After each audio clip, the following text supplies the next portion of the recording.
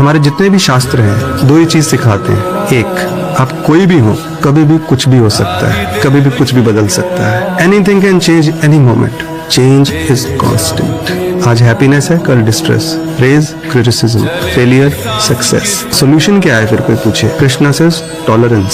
सो जितना जल्दी हम ये लेसन सीख जाए ना, किसी सिचुएशन को परमानेंट समझ के कंप्लेसेंट नहीं होना, प्राइड नहीं आना चाहिए, और किसी सिचुएशन को सैड समझ के, गलत समझ के डिप्रेस नहीं होना, because everything will change. If there is happiness today, there is also seed of distress.